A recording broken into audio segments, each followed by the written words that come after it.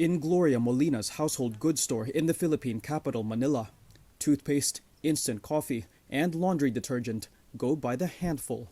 A regular bottle of shampoo costs around $2, while a palm-sized packet, or sachet, costs about 50 cents, even though it's less than a tenth of the size. Many living on meager wages all across Southeast Asia and the wider developing world consider it the better alternative. These are our products that we usually sell out. There's all kinds of packaging. We have biscuits, coffee, candies, and bread. Sachets are a lot easier to sell compared to other packaging like bottles, because that's what we poor people can only afford.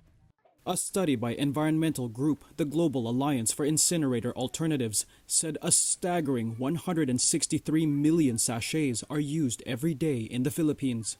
But the pouches, made of layers of plastic and aluminum foil, aren't recyclable or biodegradable. Many are swept out to sea by garbage-strewn rivers flowing through overcrowded cities like Manila.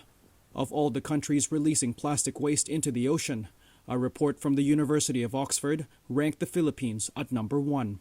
Some living in the country, like Andrea Gonzaga, have begun to move away from sachets altogether. I do understand the convenience of using single-use everything because it's already measured and all that.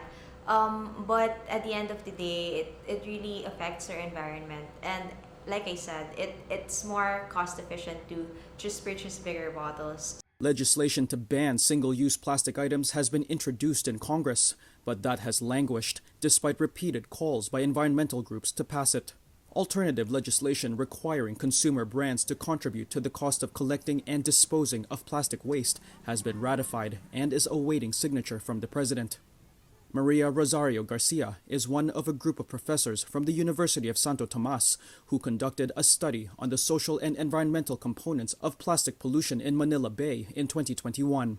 In relation to government and producers, they should modify sustainable packaging for consumer products, one commodity at a time. They cannot simply, stop plastic use and then look for an alternative. They can do it one at a time.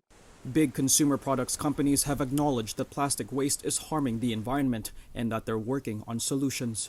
Still, this waste is only continuing to grow. Critics say laws regulating solid waste are inadequate and poorly enforced, leaving governments and communities struggling to address the sachet pollution crisis. The Philippines Department of Environment and National Resources did not reply to Reuters' request for comments on how effectively laws have been enforced.